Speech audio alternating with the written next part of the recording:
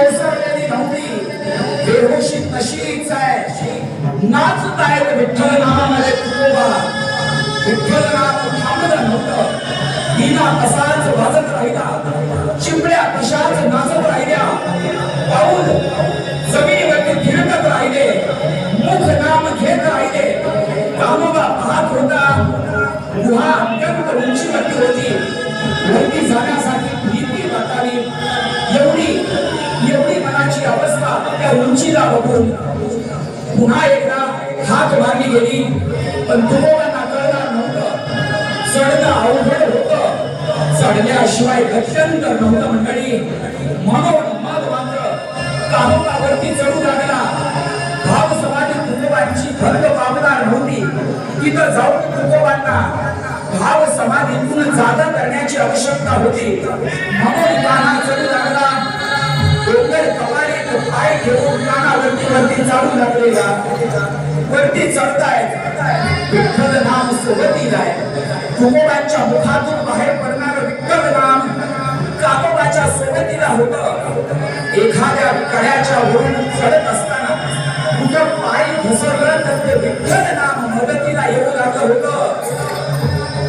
दगड भरून विठ्ठल नाम कामोबाला आधार देऊ लागलं होतं.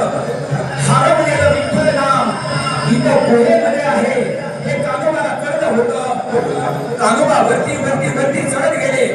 तुकोबांचं नृत्य तसंच चालू होतं. नृत्य विठ्ठलमय झालं होतं, कंठ विठ्ठलमय झाला होता, स्वर विठ्ठलमय झाला होता, विण्याचा नाद विठ्ठल बनला होता. तुकोबा विठ्ठलमय झाले होते.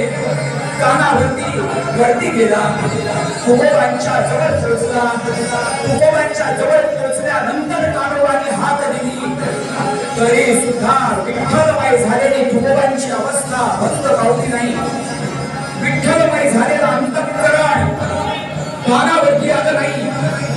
मग मात्र कामोबानं खांद्याला धरून तुकोबांना गदगदा हलवलं. गदगदा हलवल्यानंतर मात्र भाव दशा ओसरली. मंद डोळे उघडले. समोर कानाला बघून तुकोबा मंद स्मित करते झाले आणि म्हणाले, कान्हा इथपर्यंत आलास. गाईनं वासराला जवळ घ्यावं तसं तुकोबांनी कामोबाला जवळ घेतलं.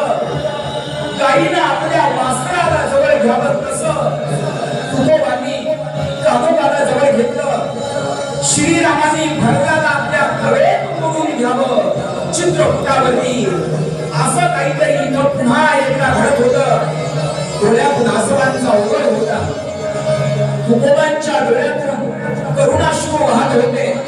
कामोबाच्या डोळ्यातून प्रेमाश्रू वाहत होते. भामगिरीच्या पाण्यामधून भावाश्रू वाहत होते. भेट घडली होती दोन भावांची. भेट घडली होती दोन भावांची. मंडळी, तुकोबांनी विचारलं,